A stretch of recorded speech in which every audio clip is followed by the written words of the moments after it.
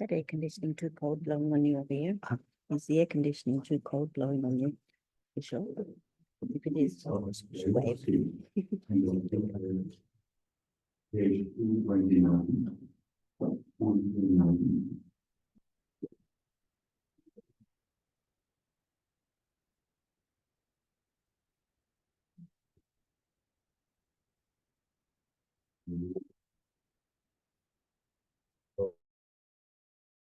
De ye yaba ra shumba yang da ba zo be za ye re ba da sha zo de wa ra je ba je de je ba je wo de be ba do ju ba la na me ba la na me na je da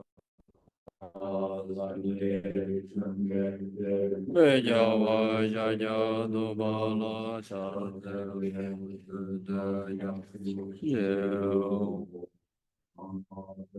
Shum den de ye ya ba da shum ba yang da ma zo be sa je re ba de wa ra je ba je de je ba je wo de na me ba la da mi na ye ba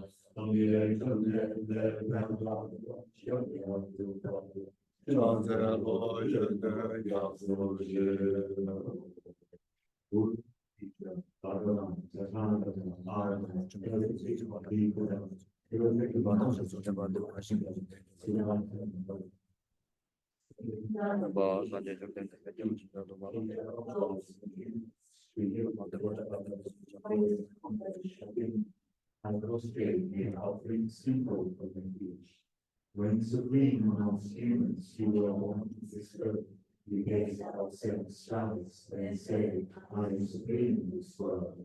To you, my understand, I prostrate. With pure bodies, form supremely pure, with compulsion manifold the mountain, fame that places the 3 worlds, winner of the death, failure, to you I prostrate. With supreme signs, faith like spotless name, color and goals to you I prostrate. Just 3 like you, the 3 worlds unharmed. Incomparably wise ones to you I prostrate.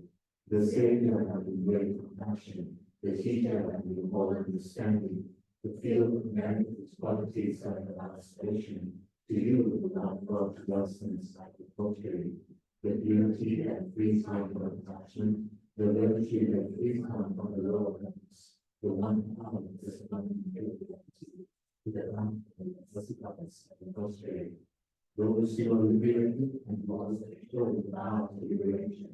The holy field of with realizations.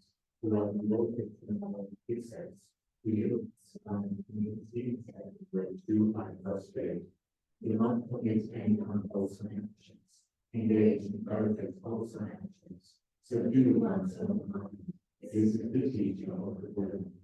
The sun, the defective dew, of underlying flame, an illusion, a literal, or wonderful, and reading, a routine, see all what the good statements by daily deeds attain the same all esteem, subdue the enemy of false, and be free from the notion of samsara. To stir advocates, occasions, sickness, and death. The indescribable, inconceivable, and inexpressible perfection of wisdom, unreduced, unceasing the nature of space, object of the ignorant transcendental wisdom, to the mother of the victorious ones of the 3 times I prostrate. I prostrate the 3 noble race blind ones. Thus did I hear and not come. The Bhagavan was playing on massive vultures mountain in Maitreyas, together with the great community of nuns and the great community of Bodhisattvas. At that time, the Bhagavan was absorbed in the concentration of the pathways of the mind called the palm perception. Also at that time, Bodhisattva, Mahasiddhas, others looked upon the very practice on the direction of wisdom, and beheld those high aggregates also as empty of inherent nature. And to the power of Buddha, the venerable Buddha, there is to the Bodhisattva, Mahasiddhas, however, any son of the lineage trained wishes to practice the activity of profound perfection of wisdom. He said that in the Bodhisattva Asanga of the said this to the venerable Shai Buddha, the son of the lineage of the lineage, who wishes to practice the activity of profound perfection of wisdom, should look upon it like this, correctly and repeatedly, beholding those final categories also as empty of inherent nature. Form is empty, emptiness is form. Emptiness is not other than form. Form is also not other than emptiness.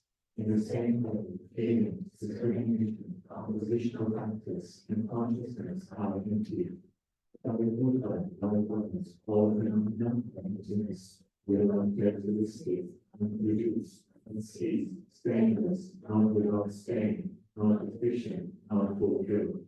And with Buddha, therefore, in emptiness there is no form, no feeling, no discrimination, no composition of factors, no consciousness, no animal, no ear, no tongue, no body, no visual form, no sound, no Buddha, no taste, no object of touch, anything like the body. There is no animal, so absolutely. There is no ignorance, no extinction of ignorance, and so on, absolutely including the aging of death, and no extinction of aging of death. Similarly, there is no suffering, origination, cessation, and time. There is no result of wisdom, no attainment, and also no meditation. Therefore, because there is no attainment, Bodhisattvas rely on learning the direction of wisdom. Without observation, without fear, and completely asked beyond error, they reach the end point of the life.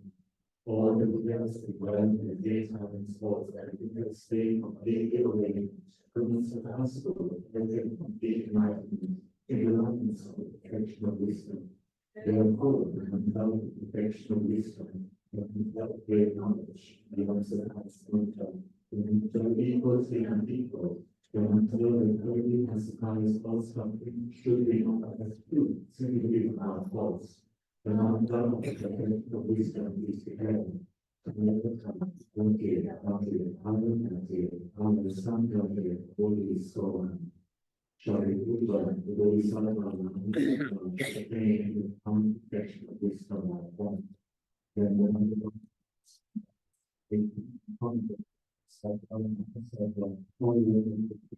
saying, I was saying, something to the English, it is not done, it is not done.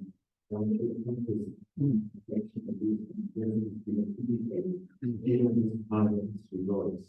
The Bible Maitreya has spoken, even in the child of the Buddha, the books of Mahasiddhas, and those surrounding in their entirety, along with the bonds, goodness of the emptiness.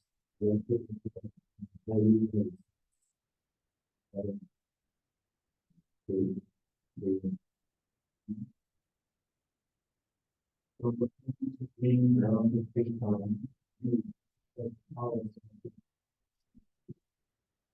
look at the completeness of the number of the achievement. To avoid the theme,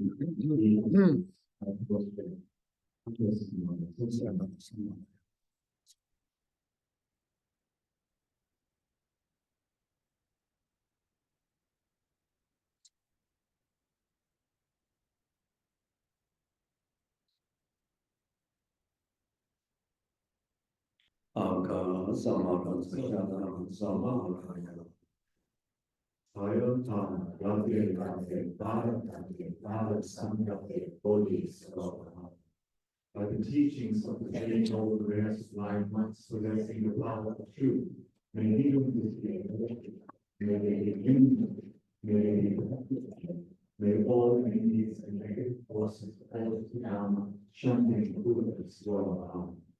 May the whole of 80,000 obstacles be pacified. May we be free from harmful conditions to Dharma. May all excellences be controlled with Dharma.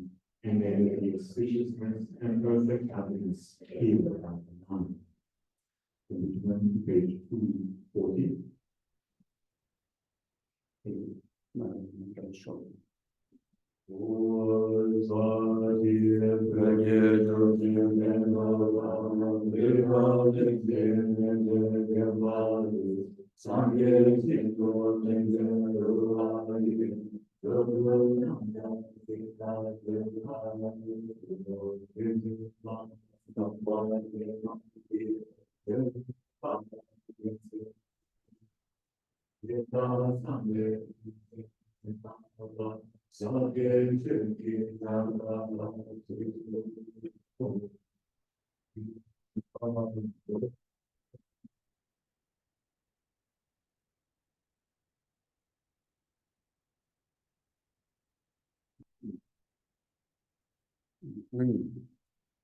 Yeah, so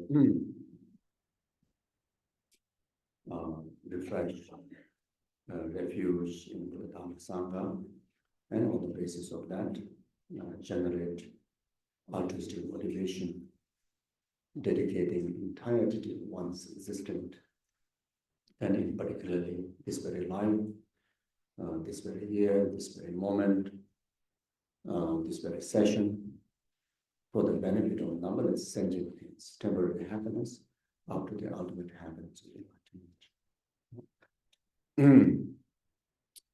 Then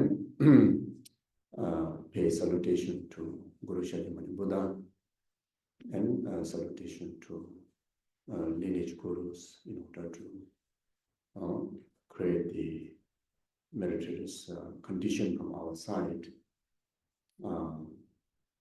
Firstly,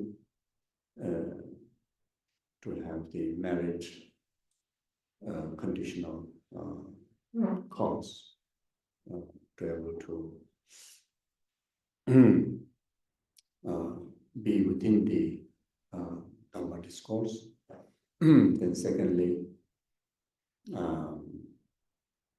the whatever learnings or the transmissions, or even just the energy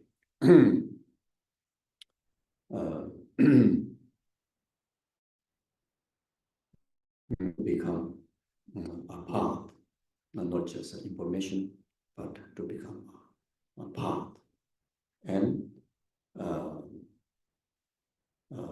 then path uninterruptedly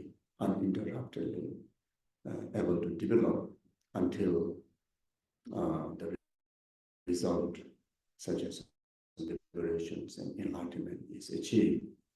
Not to occur any obstacle for that steady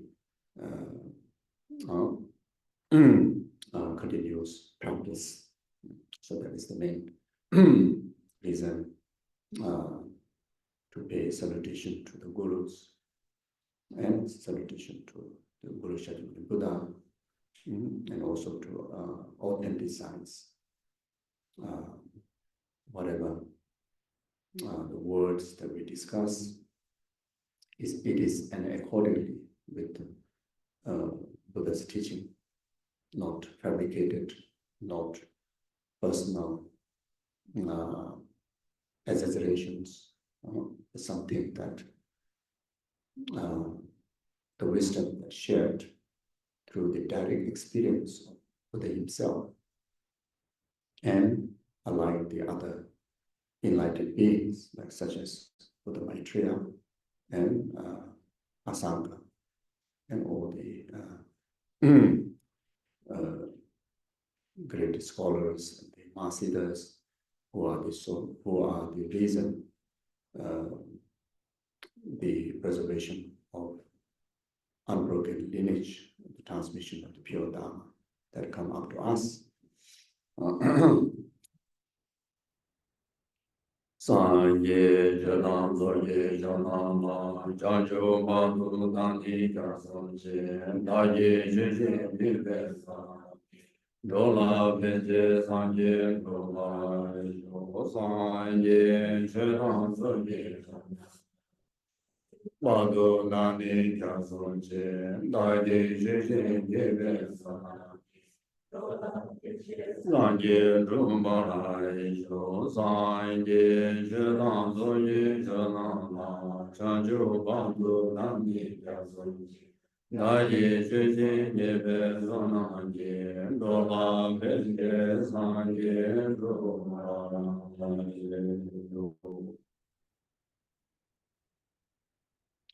Gange Duzene Sone Dawa Dam Jibam Vishra Tambe Jene De Zebe Bodam Deva Shanse Toni Nije Zodo Jure Lama Zeje Zeje Kanje Tendenge Chana Bemo Tete Yazoma Sowa Depso Da Yu Jinje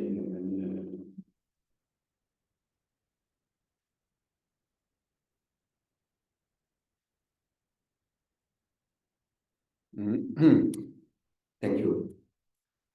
Good afternoon.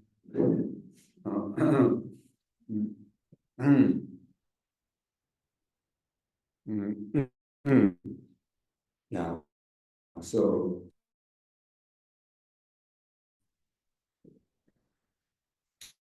the topic, the text that with Mahayana Sutra, the work of Maitreya that transmitted through Asanga, which has the 7 chapters. On the first chapter, the four major topics, and from the 7 Vajra topics, the 4 Vajra topics will cover. The first one is the Buddha refuge, Dharma refuge, Sangha refuge, then Tathagata Essence. Then the second chapter, we cover the topic on enlightenment, and the third chapter cover the topic on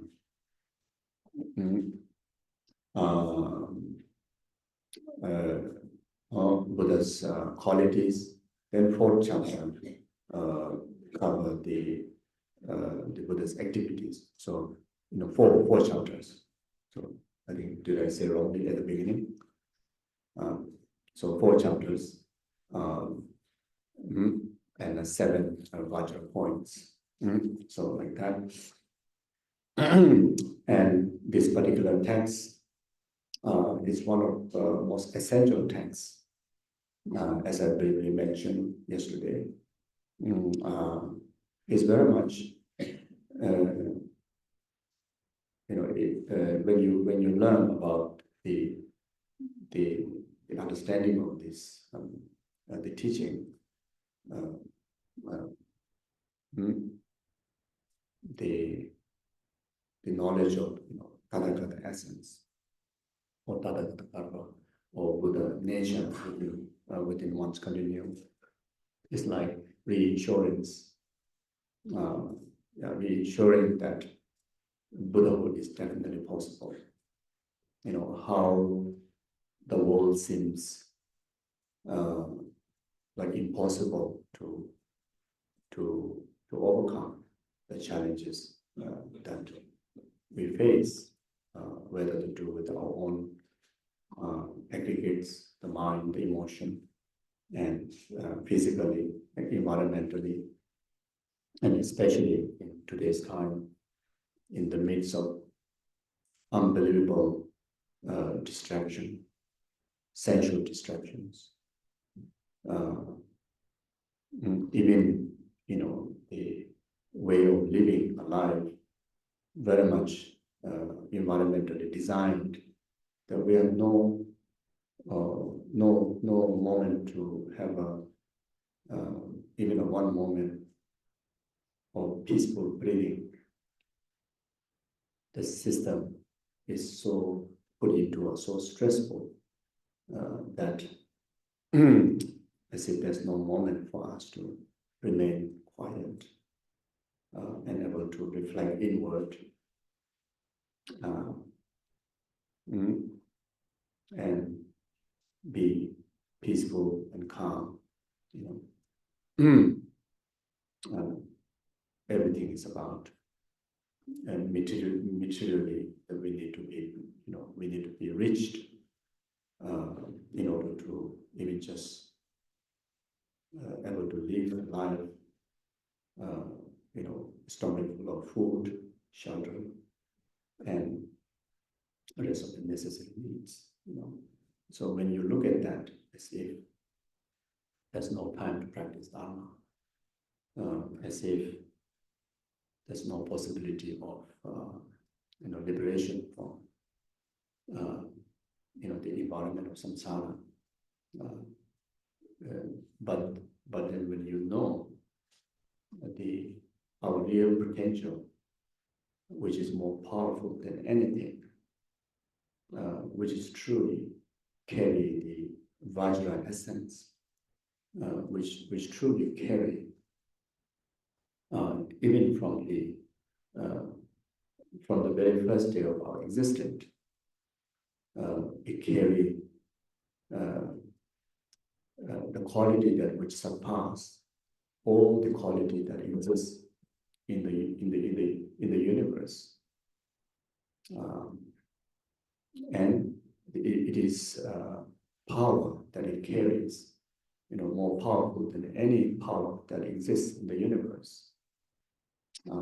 It is more valuable than any valuable things that may exist in the universe, which is truly wishful fulfilling that which you already own,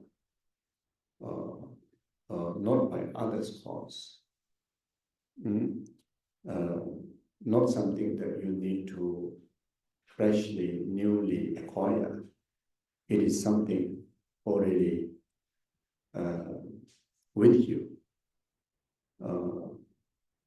In fact, the main wholeness of us, the main wholeness of our, you and me, is the Tathagata Essence. So when you know that, then all the obstacles that we face, all the samsaric inconvenience that we see so great is nothing. Nothing is powerless compared to the power that you already have. The rest is powerless, essenceless, meaningless.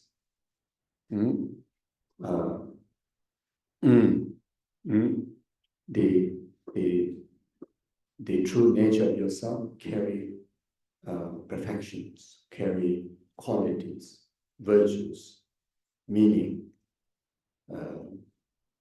Rest of the others carry limitations, negativities, flaws. You see, so so when we realize that the true being is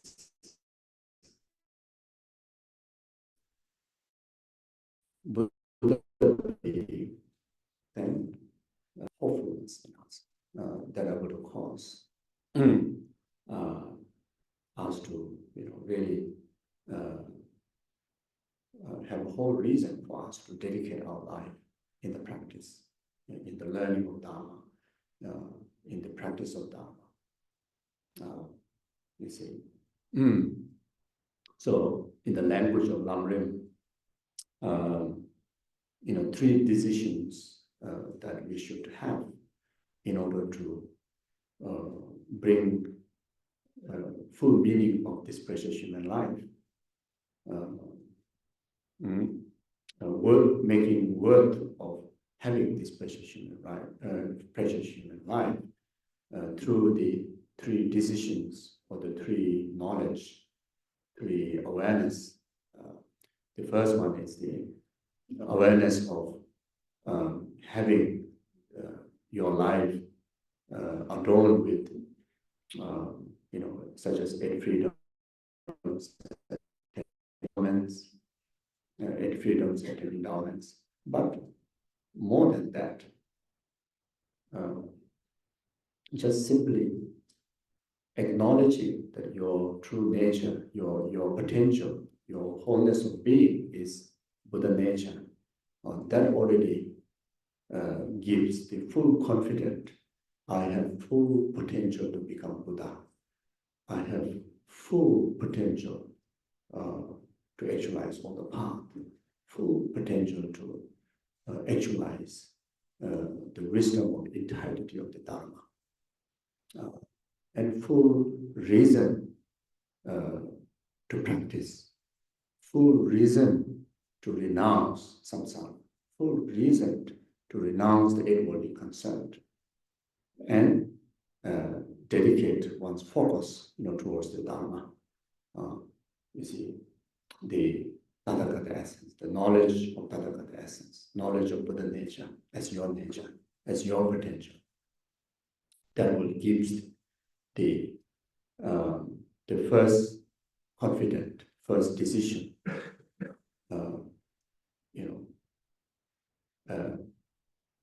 I have all the reasons to practice Dharma. I have all the freedoms to practice Dharma. I have all the conducive conditions to practice Dharma. Like you see, even though the Tathagata essence of Buddha nature is the nature of all living beings, including the animals and predators and hell beings, but they don't have that. The human aggregates, to be able to bring meaning out of the Tathagata essence. You see, due to that, even though animals and rest of the other realm, other living beings from the other realm possess Tathagata essence, but they do not possess the freedom, the endowments, which able to make fully use of the Tathagata essence. You see, so we as a human being, truly, extremely fortunate, which we must acknowledge. It truly is time to celebrate, not to depress. It's the right time to celebrate. Because of even the environmentally, such as the 8 freedoms and 10 endowments, make possible to fully awaken, the Buddha nature within. You see, and what can be more auspicious than that, isn't it?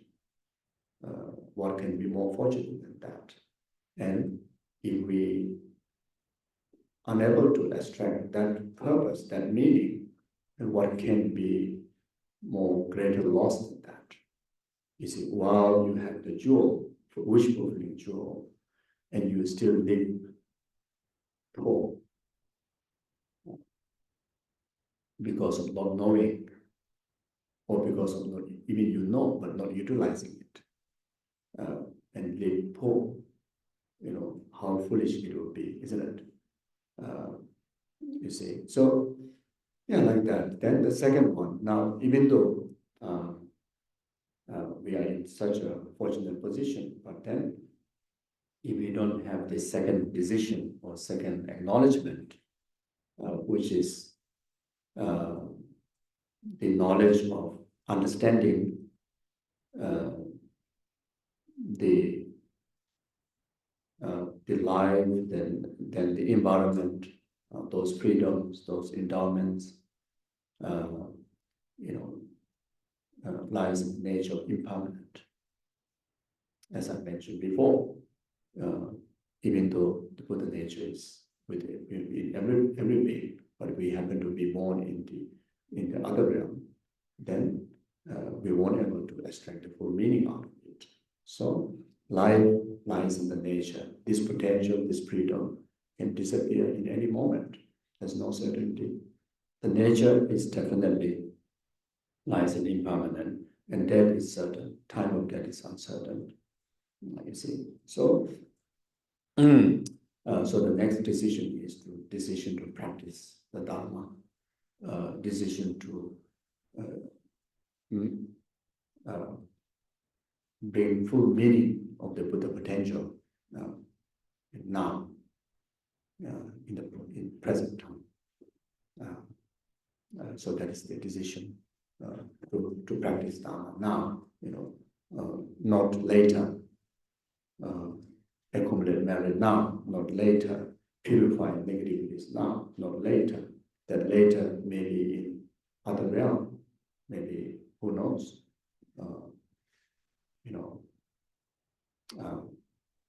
Like for me, definitely either in hell realm, if slightly better, maybe predator realm, and if slightly better, then maybe animal realm. I don't think it can go better than that. So if I cannot take the full essence now, that introduction may cost me for another many countless of eons of time, may not able to obtain the precious opportunity that I have now. You see. So that second decision is so important.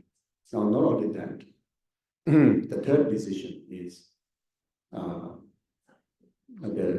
reality is whatever conventionally, so-called success, all those accumulations that done through the eight-body concern, name, power, wealth, positions, nothing will be able to help us when the real, difficult time comes in our way.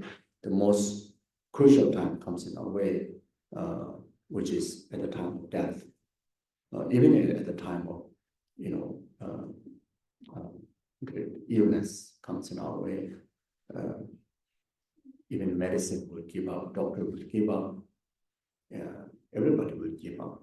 But if you have well-trained Dharma wisdom and attitude, that able to help us, calm us, make us steadily go through the transition.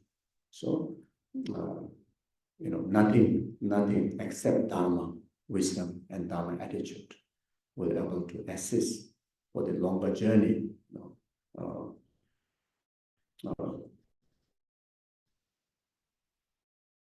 Starting from the darkest rest of the, how many rivers we're going to take. Only the Dharma can able to help us. So that come to make us understand the third decision, only to practice Dharma. But then that doesn't mean we need to give up jobs, we need to give up our normal day-to-day responsibilities. It doesn't mean that. It's just simply meaning take every aspect of your life to the path through initiated by Dharma motivations, Dharma dedications. That way, you take everything onto the path. Every experience is to be translated through the eyes of Dharma. Even difficult time to be translated, to be transformed or to Dharma, to take on to the path, such as like when suffering comes in our way, then practice of dominance. Suffering obstacle comes in our way, immediately take opportunity to take that experience onto the path by developing compassion, practicing dominant practices, and applications of the wisdom of emptiness, try to understand try to view the experiences in the understanding of interdependent arising, translate or try to make sense, from the understanding of karmic law, cause and effect. It can be like a panadol, like without delay, much will subside the intensity of pain when you apply in difficult times. If you apply the understanding of interdependent arising, at least understanding of the interdependent arising on the basis of cause and effect. Right there, the grasping start to lose. Grasping towards the pain, grasping towards adversity will start to lose. So then whatever goodness comes in our way, then sharing the happiness, marriage, again through the heart of Bodhicitta, all sentient beings, so like that. Yeah. So now I will read from the text. Where is it? It is, I think, verse 15. So the remaining few verses in relation to the topic of three jewels. Verse 15 says, because they realize migrated to be pacified by nature, and they realize things as they are, due to natural, through purity and affliction being exhausted from the beginning. Beginning, refer to the excellent quality of knowing mood. So there are different qualities, the knowledge, qualities of knowing moods, qualities of knowing varieties, qualities of inner knowledge. So it's the first one, the qualities of the knowing moods, is referring to that. Then the second verse, the knowledge of knowing varieties. It says they are endowed with the knowledge of varieties because the mind that realizes the final object of knowledge sees that the nature of omniscience is present in all sentient beings. So the omniscient, the conventional Tathagata Essence possessing all sentient beings. As I mentioned yesterday, the sensitivity, the mind, at least the primary mind, which from the point of view of ordinary mind, it looks like a stain of impurities, but in fact it's not stain. It is root. It is the root. The primary mind itself, not just the ultimate one, even the conventional one, that sensitivity carry the virtuous potential, the omniscient potential, that carry the potential to develop great compassion, bodhicitta, then the omniscient, aspect of bodhicitta, like that.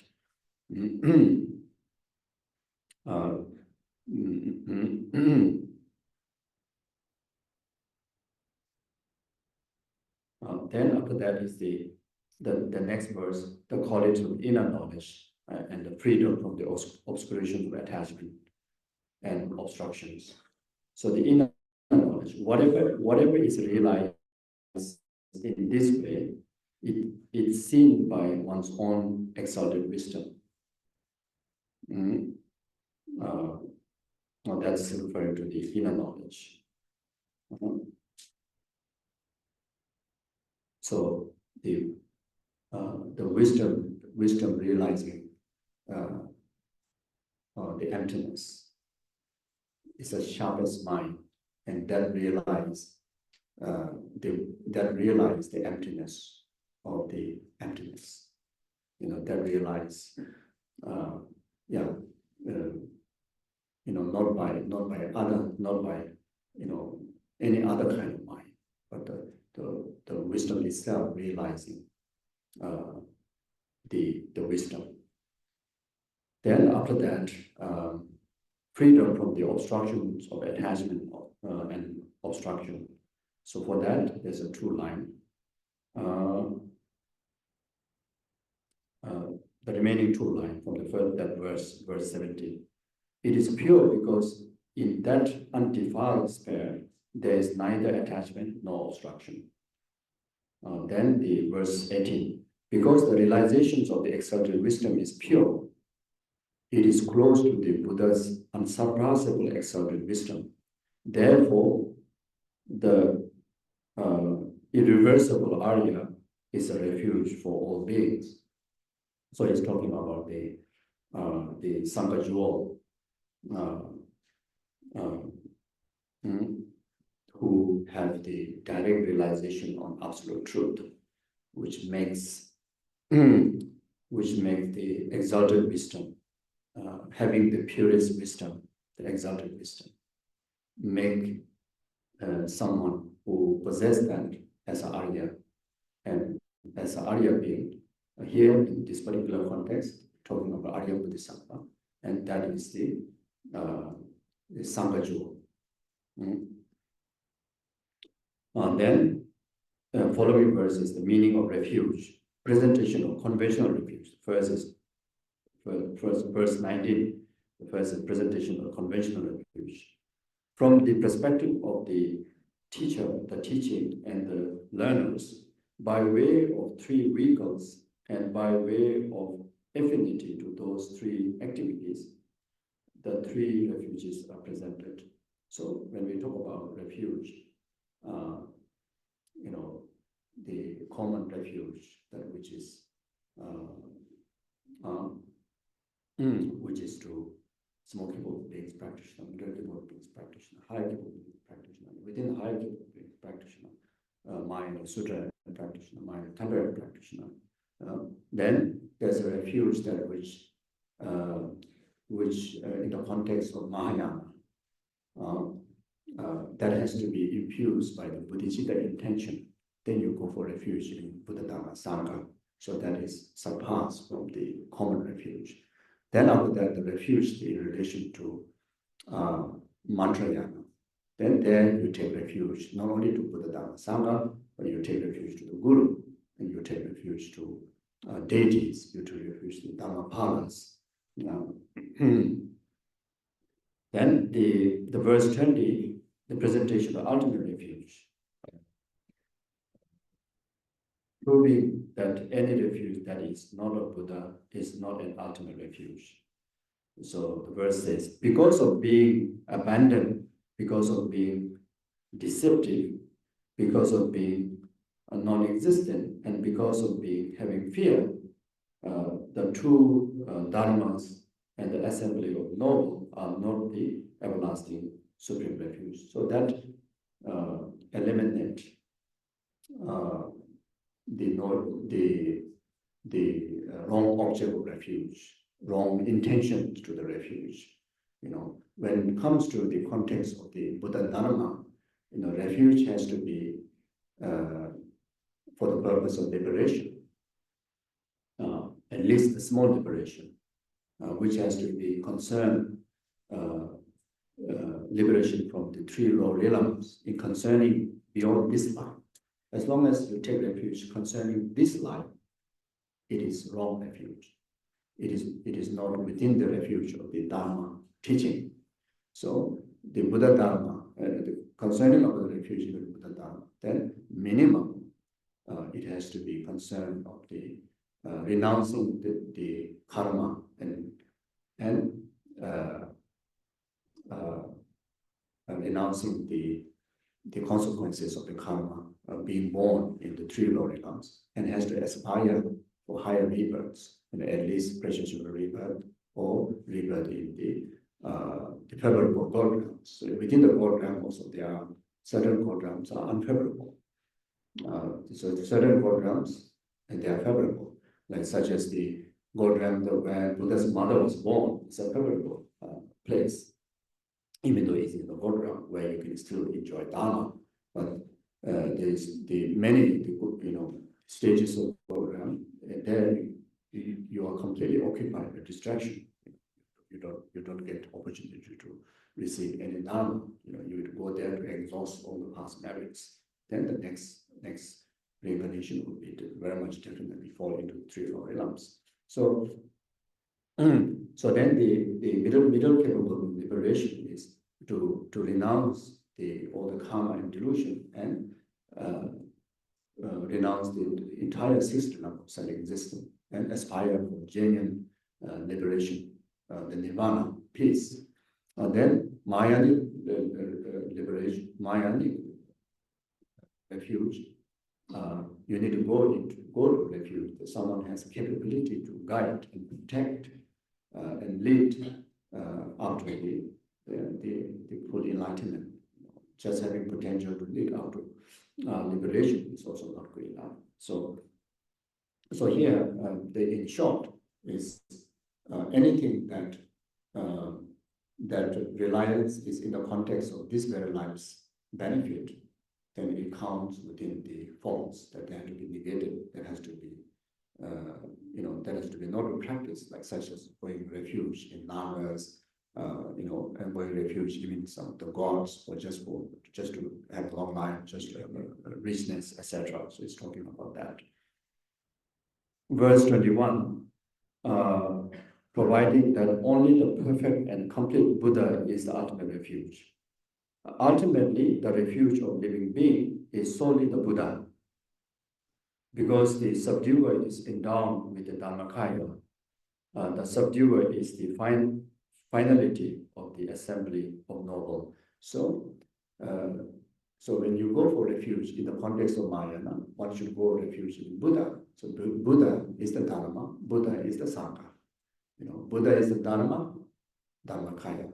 Buddha is the Sangha, Rupakaya, Sambhavakaya, and Nirmanakaya. Being that who possessing the absolute perfection of the cessation and the path, that makes the Sangha jewel. So Buddha jewel, of course, is enlightened, omniscient being, isn't it? Then verse 22, the meaning of jewel. They are jewel because they are rarely encountered, because they are stainless, because they have power, because they are ornament of the world, because they are excellent, and because they are changelessness from their qualities, because all qualities are perfected, absolute. So then after that, verse 23, the cause and conditions for attaining the resultant 3 jewels. So by relying on the cause of refuge will cause us to ripen, fully awaken of our Buddha nature, the Tathagata essence, to actualize the resultant 3 jewels within us. So verse 23, suchness with stain, enlightenment without stain, undefiled excellent qualities of the Buddha, and the deeds of the conqueror, those causes and the conditions from which the various 3 jewels arise are the object of those who realize the ultimate. Then verse 24, these causes and conditions cannot be conceived and are solely object of knowledge of Buddhas. The verse says, the 3 jewels and its lineage are object only of those all-seeing ones. These 4 aspects, the 4 aspects here refer to the lineage, the enlightenment, the enlightened qualities, and deeds of the conquerors. In their respective order are inconceivable by way of 4 reasons. So then verse 25, establishing the inconceivability, the reasons. Because the basic element is pure, yet has afflictions. Because enlightenment is thoroughly without affliction, yet it is to be purified. Because the excellent qualities are undifferentiable, and because the deeds are spontaneous and non-conceptual. Then verse 26, the presentation of each causes and condition.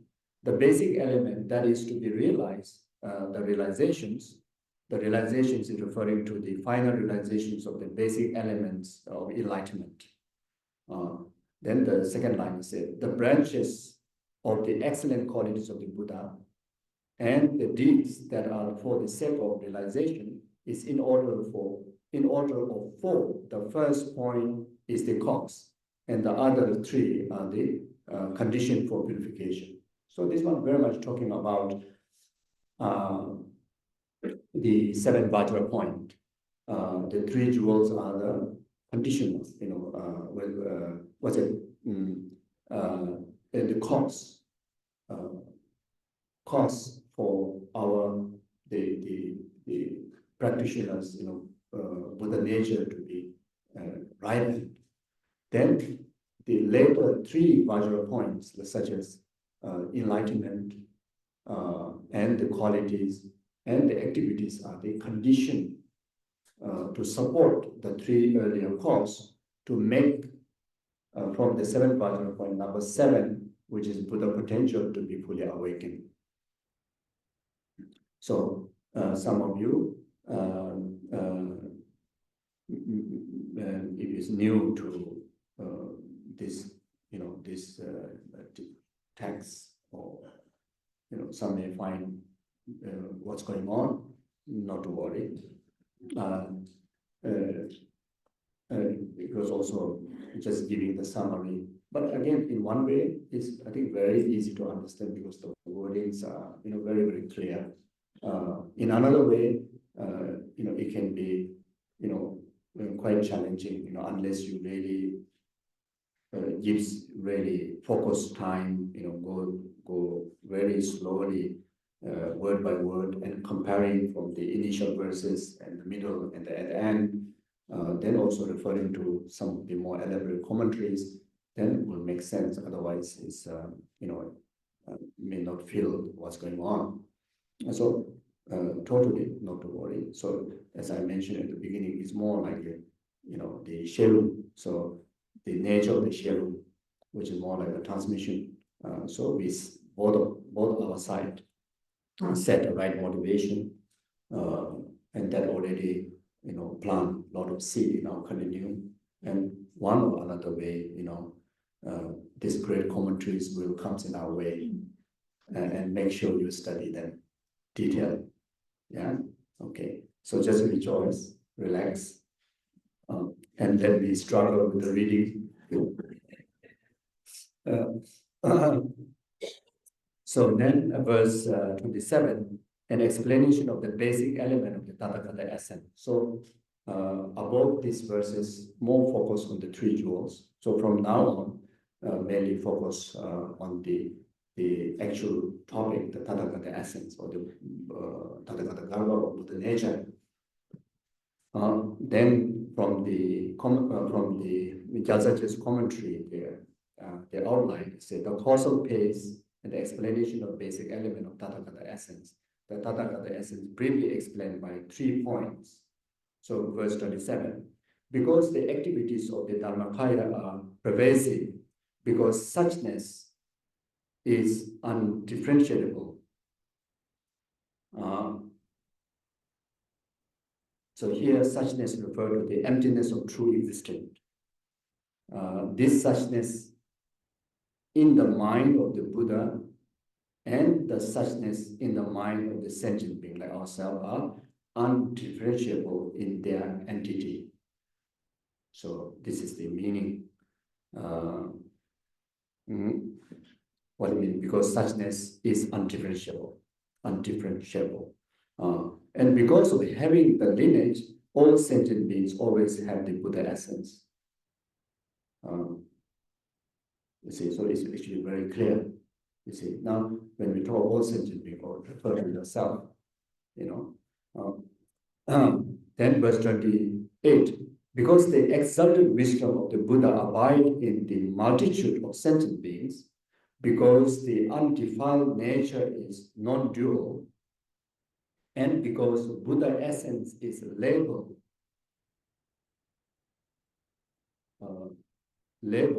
Buddha, the name of its result, it is said that all living beings are endowed with Buddha essence. So these are the very clear reason why we have Buddha nature. Our nature is absolutely no different than the Buddha's nature. Then now this more elaborate explanation based on the 10 presentations. So the outline is establishing the basic element by the pure by nature by way of 10 presentations. Verse 29, nature first, then the second is cause, result, and the function, possessions, manifestations, state, similarity, meaning of all pervasiveness, immutability, and indivisibility of qualities are said to be the intended meaning of the ultimate basic element. See, nature, the cause, the result, the function, etc. All the earlier 3 lines said to be intended meaning of the ultimate basic element. So what is the meaning of ultimate basic elements? Of course, the following verses will give us more clearer understanding of that. So then the outline says explanation of the nature and cause, like a short presentation. Nature, nature is always unafflicted. Nature is always unafflicted. Like the purity of jewel, space, and water. So our true being is like that. Our nature of the mind, in fact, is like that. Cause, it arises through the devotion to the Dharma, supreme wisdom, samadhi, and compassion. How we're going to awaken is through devotion to the Dharma. Dharma, again, not to misunderstand, is a kind of religious kind of phenomena, not like that. Dharma here referring the wisdom, what that wisdom is. Wisdom of understanding, or wisdom of seeing nakedly the absolute truth, the emptiness. When you see that, then that will cause to awaken, even this problematic mind, because it is nature, is pure.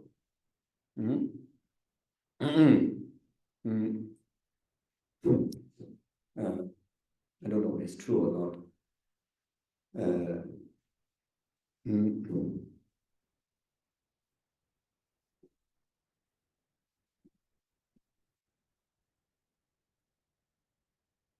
I don't know whether this example works or not, but I think this example may offend somebody, so better not. And often, going to offend, I think, the whole nation. So yeah, it's something to do. There's one big country and one neighbor, one small country, and that small country have no resources of pure water. And from the big country, very much of, I would say, no water, but the bigger country, we have plenty of resources of pure water, but plenty of pure water. But this small country, even those dirty water, they purify, make it pure water, and sell it back to the bigger country. So something like that. So anyway, I don't know whether I can relate it here or not. Yeah. No, then after that, now make it even clearer. Extensive explanation. Verse 31, the meaning of nature. Because of having power, like such as 5 powers or 10 powers or the powers of the 10 perfections, etc. Being unchangeable and by nature moistened with compassion, it resembles the qualities of the precious jewel, space, and the water. So, in other words, why even though it's same nature with Buddha, why we are not Buddha? why we are not Buddha yet. Because we have not nurtured it. Even though carry the potential, but we have not nurtured it. So how to nurture it, make equal as Buddha? Not just nature or potential, but even the resultant stage equal as a Buddha. So we have to nurture by compassion. Wisdom has to be nurtured by compassion. Dharmakaya has to be also achieved by strengthening the method aspect of compassion. When there is no compassion, even we have the wisdom, the highest position, highest stage of liberation that we can reach is the nirvana. You see, what makes the wisdom, altruistic wisdom, is by the method aspect of the path, the compassion, the bodhicitta, and that makes about the main cause of the enlightenment. In fact, it's the bodhicitta of emptiness. Then, verse 32, the heading, the meaning of cause, the kind of person with the obstruction and the obstruction themselves, animosity towards the Mahayana Dharma, the first one, and view of self, second one,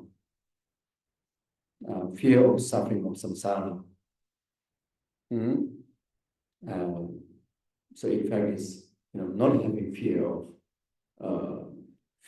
suffering of samsara, not knowing the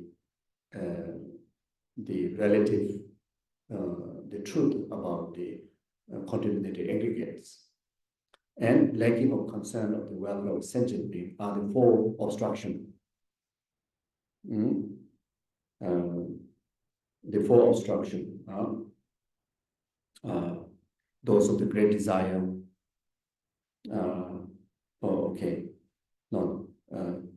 Those of course, it's talking about the earlier one. Now those of the great desire, Tithikas, hearers, and self-arising. Even you see, no question about the great desire become obstacle to ripen the full potential of the Tathagata essence. Then even the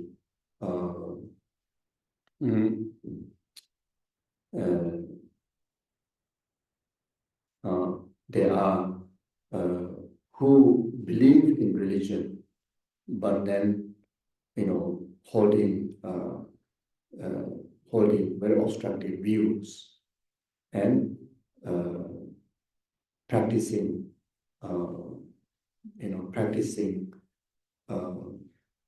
certain method in the name of ethics, but then it against the principle of ethics. Then, including not only that, even the hearers, which are Buddhist practitioners, very much comes from the either small or middle capable beings, practitioners, environment, hearers and self-arising, solitary realizers. The view that they carry is also become obstacle to fully awakening of the Tathagata essence. So therefore, in relation to the Mahayana, not only delusional obstacles are to be negated, and not only obscuration to omniscience is negated, even the aspiring to the peace of nirvana also in the category of negation need to be purified. Then it is antidotal cause. The cause of purifying this is the four dharma, such as the superior devotion and so forth, as earlier mentioned. Then a specific explanation of the nature of the cause that are antidote to the obstruction. Those who have the seed of devotion to the Mahayana Dharma, whose mother is the wisdom that give birth to the Buddha's truth body, who abide in the womb of the blissful concentration and whose nurses is compassion, and are the heirs to succeed the subduer. So, when we talk about devotion to Mahayana, again, not to misunderstand some kind of religious faith kind of thing. Here devotion to Mahayana is simply meaning appreciating, great compassion, appreciating great love, appreciating bodhicitta. Who would not appreciate bodhicitta? If you say Mahayana, then Hinayana, then there's some sense of group, misunderstanding and grouping kind of idea may come. But the Mahayana is not by, not by any kind of group or not by any kind of view. It's very much of attitude, the responsibility of the practitioner, the path that they practice, and it comes from the value, the weight, such as the attitude of great love, great compassion, bodhicitta. If you express great compassion, great love, bodhicitta, even to a non-Buddhist, they will appreciate. Even to a non-believer, they will appreciate. You see, so these are the antidote. Then wisdom. Here, wisdom is talking about the wisdom that which has the element of attitude of compassion, which will eventually become the direct cause of the truth body, Buddha's truth body. Then you also need, blissful concentration. Without the blissful concentration, in the Lamrim language is shamatha. The shamatha in the context of the Mahayanic teaching, or shamatha in the context of Lamrim. That shamatha is directed to achieve special insight, not like any other shamatha. Not just to achieve blissful state of mind, or concentrational level of mind. So the shamatha within the context of Lamrim is the ultimate goal is to achieve special insight. And the special insight is the only antidote to able to overcome the subtle, the defilement of delusion and subtle obscuration of omniscience. Only the special insight can able to overcome. You see, but that special insight, in order to that special insight to be progressed, you need to be nurtured by compassion. Without compassion, that special insight also stuck somewhere. Within the 10 moving, you don't develop compassion. Even though compassion is already there, bodhicitta is already developed, you are bodhisattva. But if you don't exercise, if the practitioner of the Arya Bodhisattva don't exercise their day-to-day life beside the meditative session into the 4 paramitas like generosity, morality, patience, concentration, joyous effort, the earlier 5 parameters. If you don't exercise that, the bodhicitta won't grow, even though fully developed bodhicitta is already obtained, but it's not developed up to omniscience. So therefore, there's a space to develop until you become omniscient. So therefore, here the compassion is actually referring to the altruistic compassion. In other words, fully matured compassion, which is bodhicitta. Then that will make the bodhisattvas, success on their path and ground, and will actualize the state of subdued path of normal learning, or the Buddhahood. Then after that, verse 34, explanation of result and function, short presentation. The first one, result. The perfection of the qualities of purity, self, bliss, and permanence is the result. So the Dharmakaya, or the Buddhahood, is purity. It is natural. it is blissful, it is permanent, and it is also a result, result of the path and grounds. A function, it has the function of being weary of suffering and the intention as aspiration to attain peace.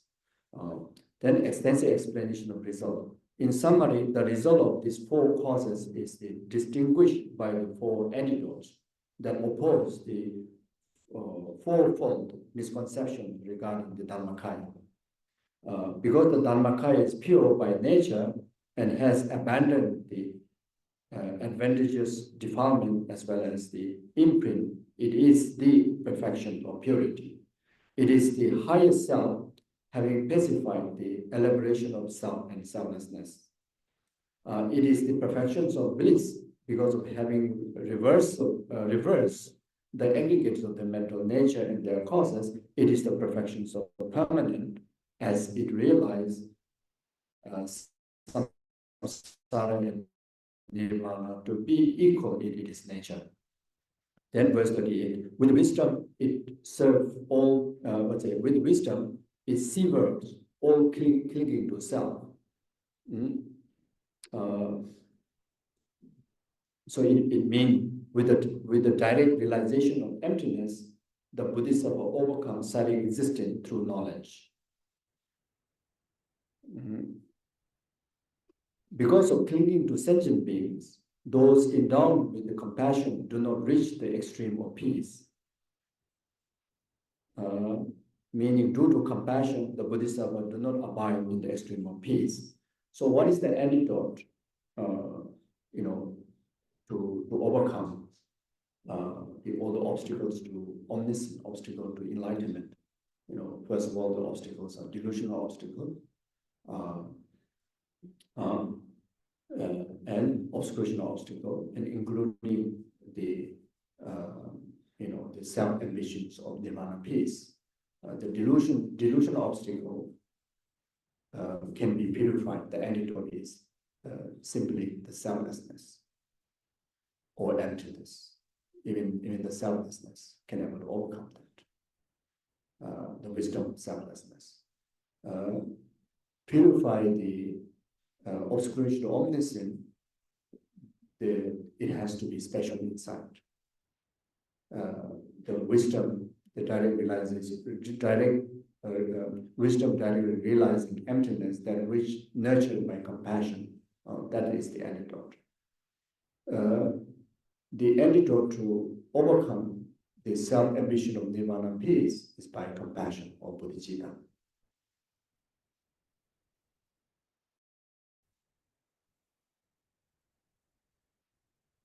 By trusting the method of enlightenment, compassion, and cognition, the Aryas do not turn to the extreme of samsara or nirvana. You see, so as a Mahayanic practitioner, you practice the altruistic path, both competition of wisdom and method. Then not only you stay away or you're able to purify past accumulated delusions and defilements, and bring protection to future accumulations of, future cultivation of delusions. And not only that, also, making sure that not to fall into the self-nirvana, rather very steadily, will enter into the Mahayanic path, the altruistic path. And by doing so, from the very beginning, your life is dedicated for the well-being of numberless sentient beings. From the very beginning. And in that context, even the life and rebirth, remain within the samsara for countless eons of lifetime before attaining enlightenment. It's still worth, as long as one stay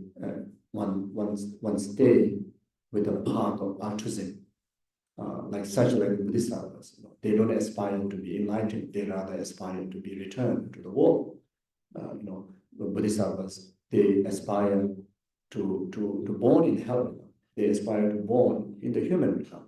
like our precious gurus. They are either enlightened, they are either Arya Bodhisattvas. They have a choice to not to return to the world, not to reincarnate, but they choose to reincarnate because they see the same meaning. Even you achieve enlightenment, the job what you do is be in the service of sentient being.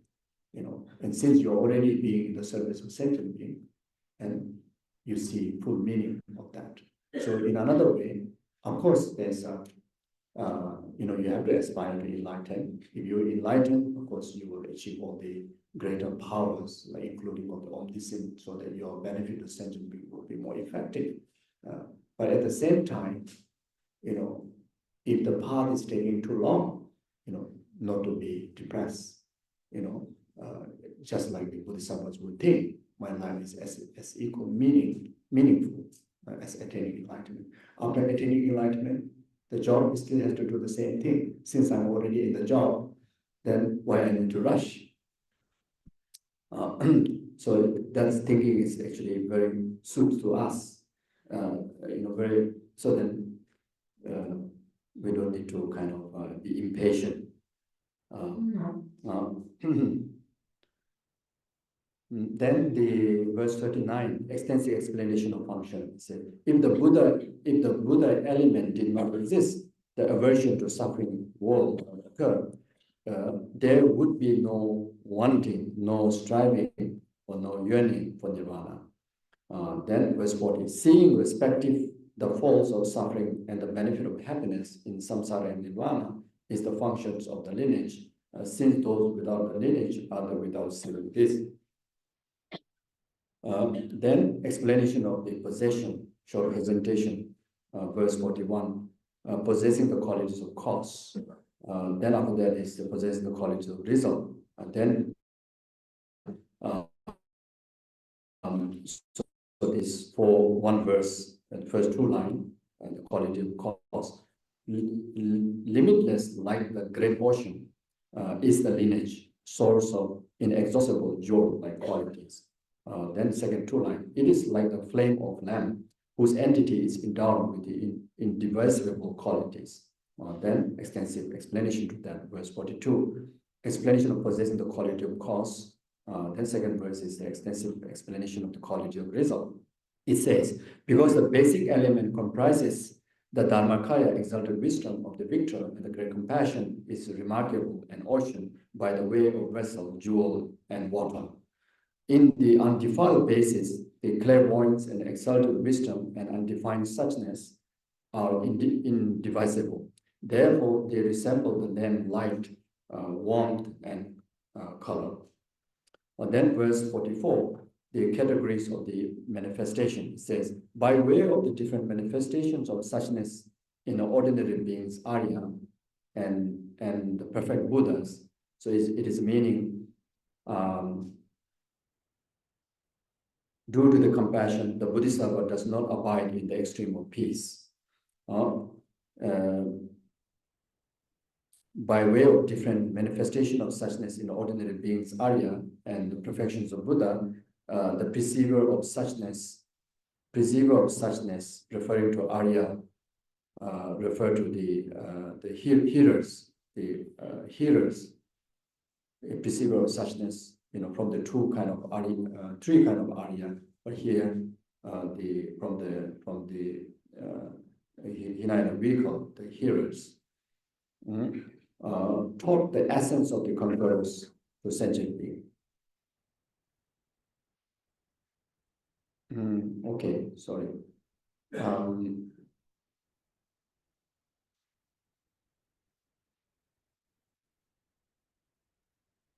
No, I did mistake. Okay. By the way of different manifestation of suchness in the ordinary being Aryas, or that refer to the hearers, from the solitary and hero, the hearers. Then perceiver of the suchness, that perceiver of suchness It's referring to the Patyaka Buddha.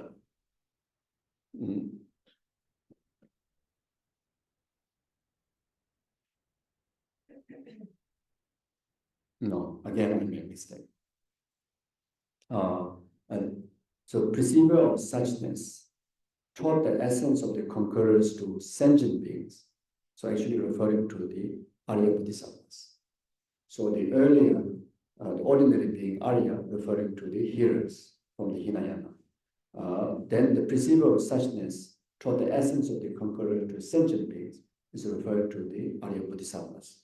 Okay, now it's right. Then verse 45, ordinary beings are mistaken in seeing the truth. Those who see the truth oppose this mistaken view. The mind of the Tathagata sees things as they really are, see from the errors and elaboration. The mind that Tathagata sees. Okay, so the ordinary beings like us, regarded that all our perceptions are mistake. All our perceptions are mistake because all our perception function in dualistic way. We perceive, whether it's to do with mind, whether to do with this sensual mind, whatever we see, whatever we think dualistically. We perceive dualistically. We perceive inherently, truly. Even though you don't feel it, but that's the fact. So when to overcome that? When you realize the ultimate truth directly. Until then even when we achieve ordinary bodhisattva's path, like such as from the 5 path, part of accumulation, part of preparation, even the 4th level of the part of preparation, where you realize emptiness, the conceptual realization of emptiness, but still have not realized the direct realization of emptiness. And therefore, even that ordinary bodhisattva, when he opens his eyes and see object, he sees dualistically, and no question about us. You see, and that is called ignorant. So therefore, ignorant is negative. Ignorant. As long as ignorance there, naturally create a karma. Naturally create a karma. We don't even need to do bad things to create a karma. Just open the eyes, just open the ear, just think, create a karma. So as serious as that, you see. So to think of it is really, really serious. So now from here, how urgent, to be realized that wisdom of emptiness. Because until then, we are quite in trouble. Yes, accumulating a lot of merit, yes, purifying a lot of karma, but still, cannot progress so fast. Because there's one thing is always function. Our mind always in function, even in the sleep. Even you dream dualistically. Who dreams? The mind dreams, isn't it? And our mind, isn't it? How wonderful is someone's mind? Then, at least in the dream, we don't need to create a karma.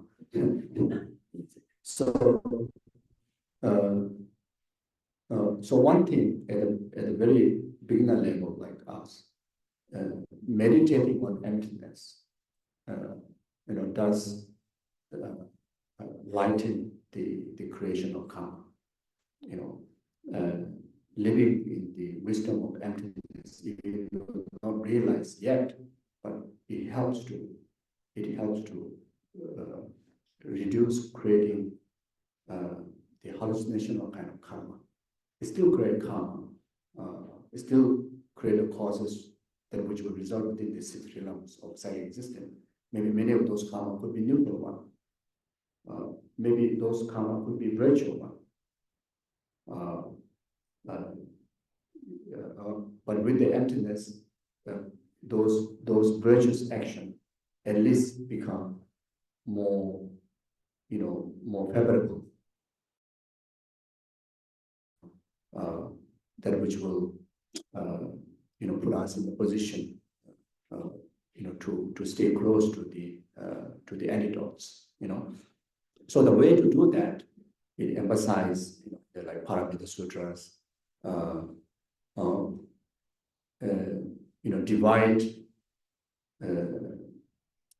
divide our awareness into two sessions, or in other words, divide our days into two sessions.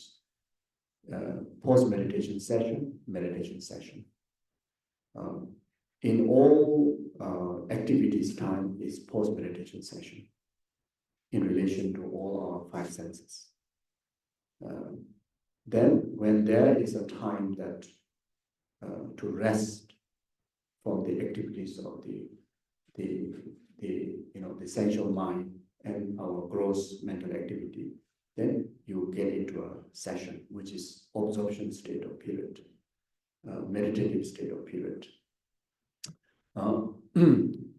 So during the post meditation, during the activities, and then you live in the meditation, right? dream like emptiness meditation. So basically, everything you see, you talk to yourself, you educate your mind. It is dream-like. It is illusional. You see things as illusional. Yes, I see. Yes, I see. What is that? Yes, I see the pizza, but illusional like pizza. Yes, I want to order pizza delivery, but I want to order illusional like pizza and illusional pizza deliver, and I'm going to pay illusional like money.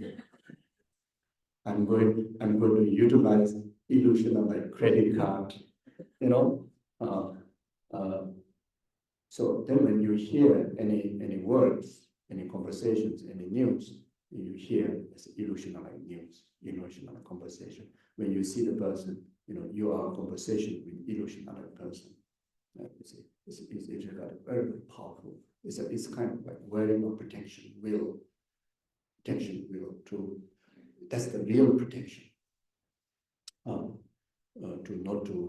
Not to come in action by totality of influence of ignorant. You see, so feeling, even delusion arises, anger arises. It is a bit hard at the beginning to understand that, to be able to interpret that way. But at least when you are slightly calmer, you say, "Oh, I just had an illusional like anger. I just had an illusional like, troublemaker, and that caused me illusional like trouble." Then I'm going to go to bed.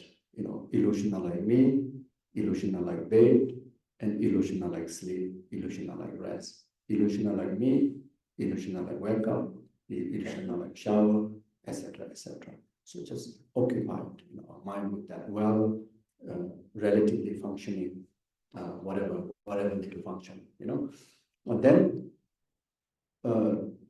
whenever you get, the free time, then conduct space like mind meditation, space like mind emptiness meditation. So you call space like mind. So there's a meaning there. Why space like mind? Why use mind? Here the mind referring to the wisdom realizing emptiness, or the wisdom or the mind that is understanding the true nature or true nature of the seven phenomena. Emptiness of that wisdom. You need to use the object of the meditation, not any other, and not emptiness of form, not emptiness of house, not emptiness of feeling, but emptiness of the wisdom realizing emptiness. And that called the meditation space like mind emptiness meditation. So even one few moments, if you're able to do so, or few minutes, if you're able to do so, it really bring great purification from the root. It directly open the ignorant, directly open the ignorant. So whatever ignorant accumulated in the past, it helped to purify so clearly, and it also, create the guard, create the protection from the worst obstacle, which is ignorance. Then once ignorance is able to kind of push away, the rest of the delusions are easy, in another way like that. Then verse 46, the headings, by nature indivisible, divided only by different states, impure, and pure, and totality pure, and respectively, indicating the ultimate nature of the mind of sentient being, Bodhisattva and Tathagatas. So pure, impure, or impure, like our nature, our being. Then second, impure, like the limitations that carried by the Arya Bodhisattvas. Then the pure, the Buddha's own nature, the Dhammakaya nature. Ultimately, they all lies in same nature, just conditionally, circumstantial wise, they differentiate, otherwise same. The basic element included with the 6 topics of the nature and so forth is indicated by the way of 3 names imputed on the 3 states. So on the 3 bases, not in the 3 nature. So nature is same, but 3 states are different. Then after that, verse 46, all pervasiveness, establishing to be of the single nature, but pervading every state. So the verse says, just as a space with its non-conceptual nature pervades all, in the same way, the nature of the mind, the undefiled realm, pervades all phenomena. Then the ultimate nature of the mind's general character pervades forms, qualities, and the final qualities, just as the space pervades form in their lesser, intermediate, and superior aspects. So again, it's just simply talking about conditionally, circumstantially, making differences, ordinary being, Arya being, Buddha, but ultimate, all in one nature. Then verse 50, immortality. So immutable by nature. So actually, I don't know what is that. Sorry, but okay, we see. So because of having an adventurous form, advantageous form, and being naturally endowed with qualities, and in the earlier, so in the lesser state, it is in its true nature of being changelessness.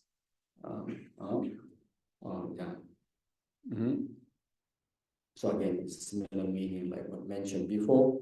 Then unchangeable by immortality, that the impure state, unchanged by the karma and infliction, creator of all aggregates.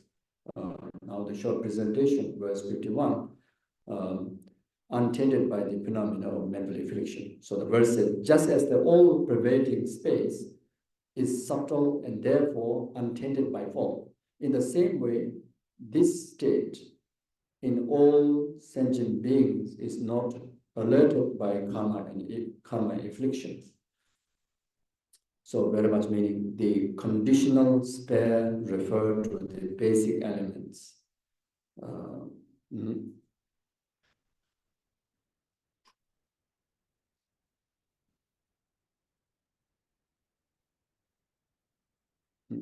Then verse 52, just as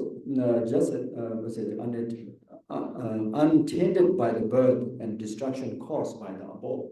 So the verse says, just as all words arise and disintegrate in space, similarly, the senses arise and disintegrate in the unconditional sphere.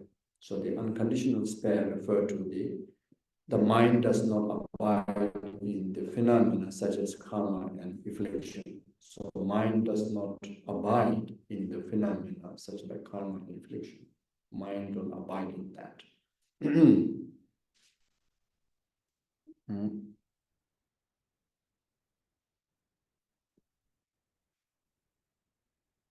Then, verse 53, untainted by the phenomena of destruction. So extensive explanation to the earlier verses. Just as space has never been burned by fire, likewise, the basic element has never been burned by the fire of death, sickness, and old age. So, you see, our being is immortal. Our ultimate being, so talking about our ultimate being is immortal. So this again, this understanding is actually very, very helpful, especially those who have fear about death, fear about the transition from life to death. Our ultimate being never dies. Circumstantially, conventionally, not only that big death, every single next moment dies. Every single early moment is death to the next moment, past to the next moment. So every single moment, you see, biologically also, all we build up on all these different cells, the cells, every single moment they evolve, they die, new cells develop, etc. Also the mental factors, the emotions, also pass and develop new, etc. So in short,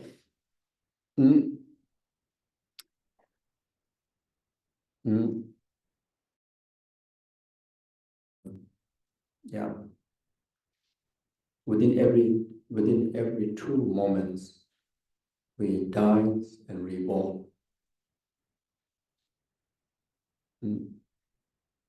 When the conventional label, the death pronounced, is just another part of that momentary, and our ultimate being ever living in momentary. He live in the past, he live in the present, he will live in the future. Then when there are many beings, many people, when you ask them why you feel scared of dying, they say, I don't feel scared of dying for myself. I'm scared of dying because of my children, because of my responsibilities, So that is if you meditate on karma, how karma functions, that can help to clear that fear. If it's fear of losing the loved one, you can see the connection that you have with your loved one now. Without doubt, you will come back nearby. You will come back as your own child's children. You will come back as your future daughter-in-law, future son-in-law, future grandson, grandchildren. It's just matter of 49 days. It's very quick. 49 days, very quick, will pass, and without choice, will reborn. Unless we already choose to reborn in the other realm, by never purifying those negative karma and continue to commit negative karma, then of course we ourselves prepare to be born somewhere else. But otherwise, you create a virtuous connection through creating a virtuous karmic connection with the loved one, and always will be around them. You see, so. I encounter a lot of people. They say, I fear of, like going away from my loved one. Many people explain that. So I think no need to fear about that, isn't it? Think of karma. Okay, so I cannot be distracted. So then the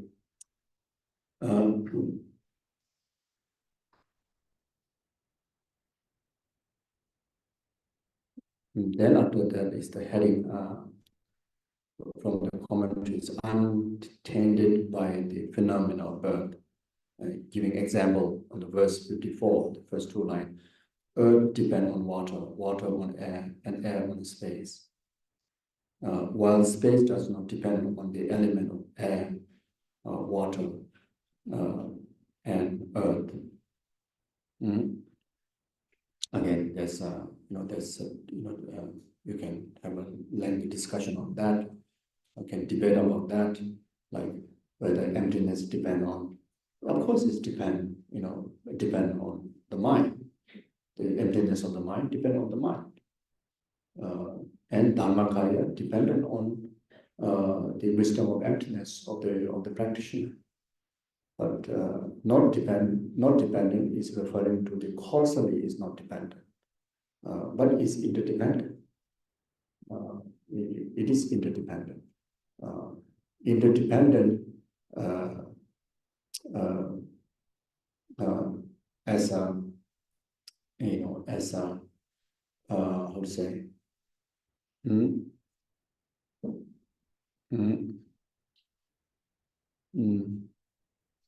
Yeah. So not as how the cause and effect that you define, but as the dependent dependent cause and condition make possible of it is nature to arrive in the state of the nature of the resultant phenomena, like such as the Dharmakaya of the Dharmakaya, the resultant Dharmakaya of yours is the direct product, not as a cause and effect, but direct product or direct result, but not as a cause and effect result, but it's direct result of the wisdom of emptiness. But not as a cause and effect, because it's permanent phenomena. But how it becomes result, Dharmakaya is a result of the wisdom or emptiness of the practitioner, is because of the conventional Tathagata essence, conventional Buddha nature, bring about the result of omniscience or Buddha's form body, and that make possible that conventional mind, as a cause and effect, bring about the result of Buddha's form body or omniscient, the omniscient mind of the Buddha, and the nature of the omniscient mind of the Buddha is the Dharmakaya. So here it is the direct product, but it's not as a cause and effect. So, something like that. Okay. So then, verse 55, the phenomena illustrated by the example. Similarly, the aggregates, constituents, and sense powers are based on the karma affliction. Karma afflictions are always based on the incorrect and mental attention. And then following verses, incorrect mental attention depends on the purity of the mind. Incorrect mental attention depends on the purity of the mind, while the nature of the mind depends on the abiding all those phenomena. The mind does not abide in the phenomena such as karma affliction. So very much meaning is like that. So in other words, the conventional Buddha nature dependent on the incorrect mental attention dependent on the purity of the mind, while the nature of the mind does not abide in all those phenomena. So all the negativities dependent on to the mind, but mind does not depend on those factors and circumstances. Then after that, the aggregate sensory sources and constituents are to be known as like the earth. Karma and the afflictions of sentient beings are to be known as like the water elements. Incorrect mental attention is considered similar to the air element. The mind's nature, just like the space element, has no foundation and does not rest in incorrect mental attention. Now, characteristic of the incorrect mental attention. Verse 59 says, incorrect mental attention depends on the nature of the mind. Incorrect mental attention is the door for the emerging of the karma and affliction. So, incorrect mental attention. What is that incorrect mental attention? Such as dualistic mind, inherent mind, or just the ordinary mind, door to the emerging of karma and affliction. So as we mentioned before, if you don't protect with the wisdom of emptiness and always our mind present in dualistic way, ignorant, and that attract karma, that attract afflictions. So that's why how essential for us to live in these two forms of meditation, emptiness meditation as discussed before. And then verse 60, from karma and affliction, which are like water, aggregate sensory sources and constituent dry, just as the water element spring up the vanishes. There are two arises and disintegrate.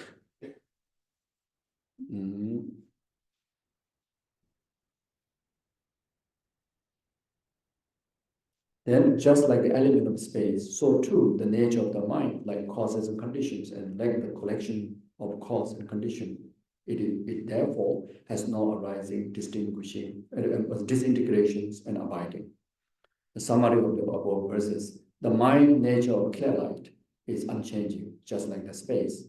Those adventures sustained, such as desire, which driven from the wrong concept, do not afflict the emptiness of the mind. Neither do karma affliction, likened to water and so on, produce the basic element, nor will it be burned by the intolerable fires of death, sickness, and old age. That's why it's called indestructible, or none, or the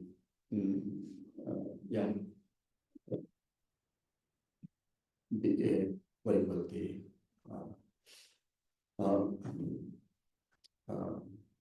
what's that?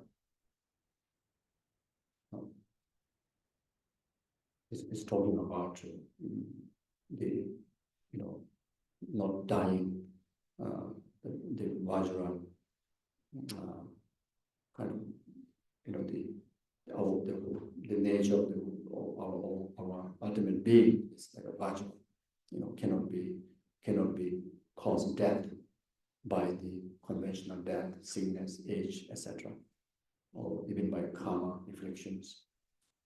Then verse 64: the fire at the end of the time, and the fire of hell and the ordinary fire should be understood in this order as a being similar to the three fires of the death, sickness, and old age. Then the Arya Bodhisattva, freed from the suffering of aging, sickness, and death, and realized the basic elements, nature as a suchness, are liberated from the misery of rebirth and so forth. But having realized the basic element, nature, is intelligent on display birth in order to cultivate compassion.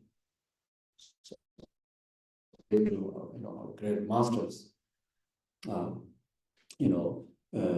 like such as like our precious Buddha, who show the manifestations of passing away, but in fact they already obtained Vajra body, cannot cause death, even in their conventional level. They already obtained it, freedom from death.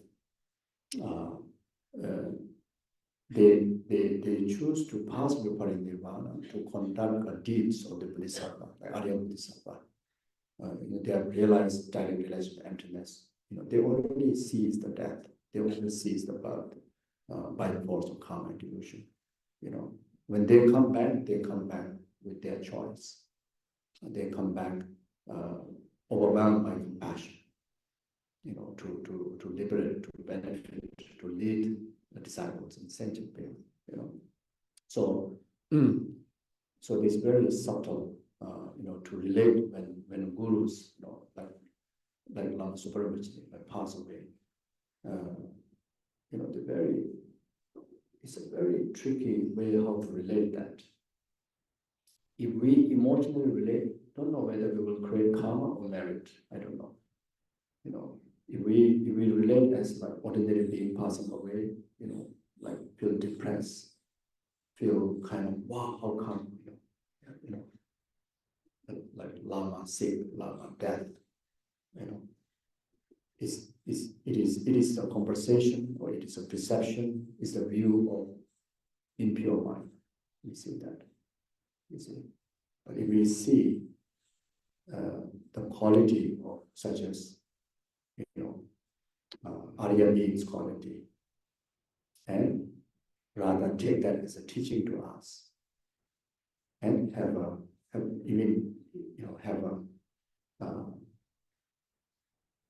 teaching to kind of ourselves also to pursue that kind of level, to have a full control over their life, their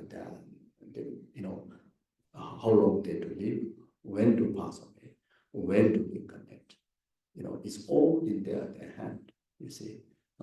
And if when the Guru passes away, when we see like ordinary people pass away, and our emotionally get disturbed like that, it is not helpful, you see. We rather have to strengthen the wisdom of Dharma to apply, to understand the definitive interpretive teachings out of that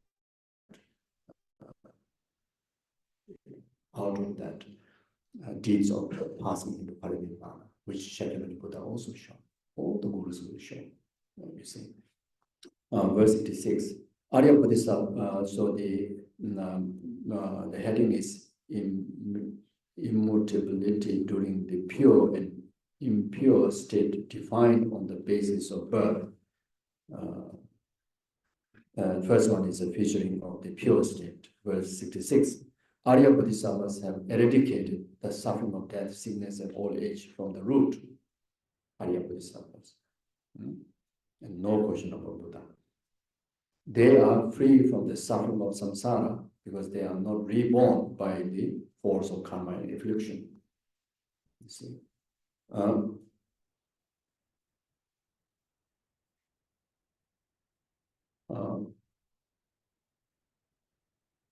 Then the second verse, 67, is how the nature of the impure state is characterized by pure and impure causes.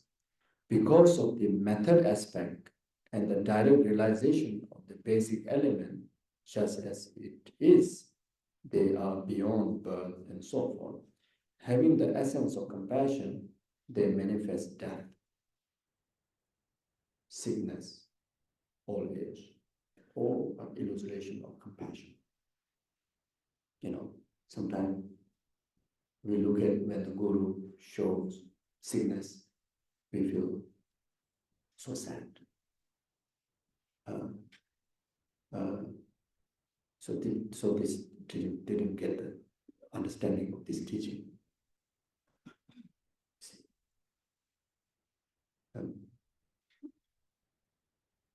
It is quite challenging, isn't it? How to construct, how to organize. It's a very fine line. If someone asks, if your guru is unwell, you say, "Are you sad that your guru is unwell?" How to say, "I'm not sad," isn't it? It's so offensive. If you say, "I'm sad," that truly proved that clearly proven that you didn't have the understanding.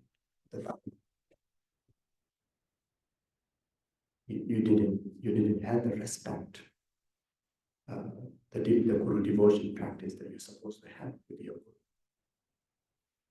You are still seeing Sikh Guru to someone who is Arya or enlightened being. This is very fine mind. That's mindfulness it requires. Then simply Guru pass away. If some Guru pass away, I feel Guru dead, Guru pass away, I feel sad.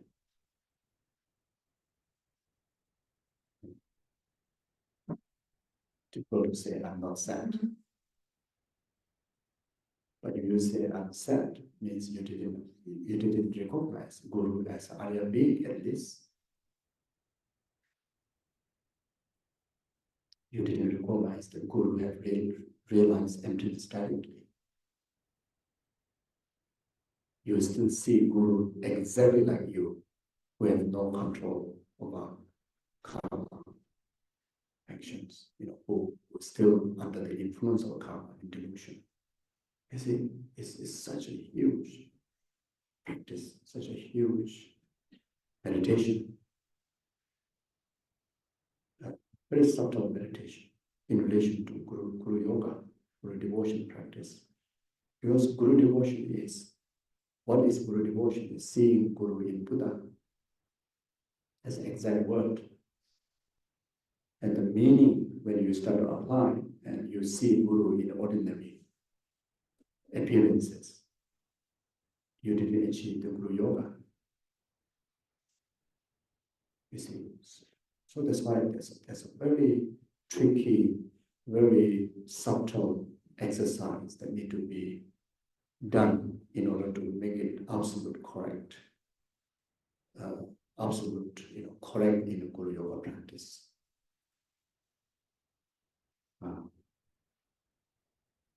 Yeah. And like gurus like those guru, especially in the past few years, unbelievable. Even in the relative world, this without doubt they are enlightened beings. The Bodhisattvas, those lamas illustrate enlightened qualities. Even from their side, not just in the practice of our pure view. And if from the student side, we even didn't manage to see at least as an Arya being, is a great flow, isn't it? It's a great flow. So something like, so I think here this particular is a very, very important topic to meditate and make a very clear clear tuning, how we should relate in all activities and the stages of practices that relate to Guru, especially. Okay, thank you. I will stop here. Okay, just nice. So I think no chance to do question and answer because time is finished. I don't want to keep you more than I already keep you 2 hours. So we stop here. Dagi Jenny Sabe Gewande, Dendan Rowan, Kunlan Vietnam, Kebra Jusen, Losan Tama, Tebe Nimbo Rendo Saji, Jo Saji, Bede Joshin, and Rotam, Revelation in the Gemba, Sanje Jindro, in the Vanya, Dogun Nanda.